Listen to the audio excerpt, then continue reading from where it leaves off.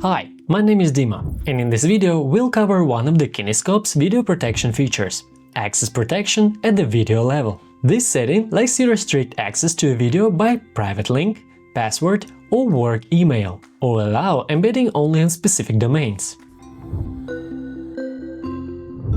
Now let's turn it on and go through each section step by step. Open the settings for the video.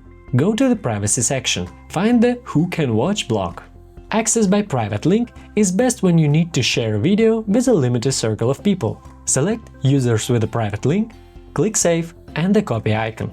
If you need to refresh the link, click the refresh icon to the right of it. Important: don't use private links to embed videos on external sites. The setting will stop working and the video won't be protected. Access by password is good for closed webinars and internal materials. Select Users with a password, enter the password in the field that appears, and click Save. With this setting, when the viewers open the video, they'll see an entry form before playback begins. Unique codes are handy for paid webinars and one sales of recordings. Select Users with unique codes. Click Manage codes, then Generate codes. Fill in the parameters. Name. This is the label for your own records. Viewers won't see it. The number of codes can be anywhere from 1 to 9,999. You can let several viewers use one code, from 1 to 100. Optionally set an expiration date, after which the codes will stop working. Click Generate and set appears in the manager. Select the set you created and click Download.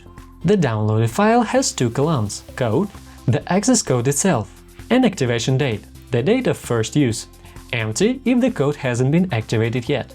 To delete a set, select it in the manager, click Delete and confirm. Once deleted, all codes stop working, and this can be undone.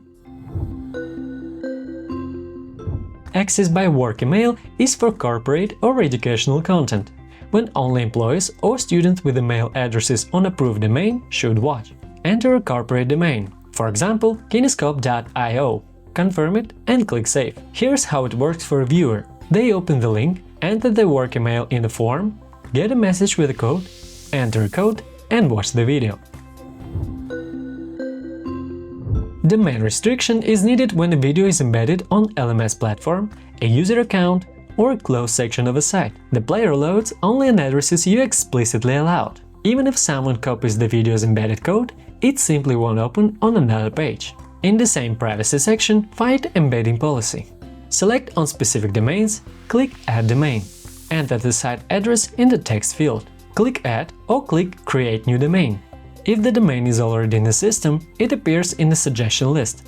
Pick it from here. Repeat this for each domain you need.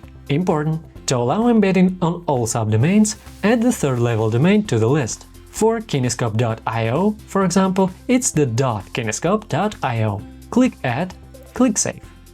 To remove a domain from the list, click the cross next to its name. If you have several domains and want to manage them not for just one video, but for the whole workspace, open the Domain Manager. There are two ways in: through the Domains window in the File Settings and through the Settings section in the dashboard. To add a new domain, click New Domain, enter a name and click Add. To edit one, click the Edit Domain icon, make your changes and click Save. The changes apply automatically to every video tied to this domain.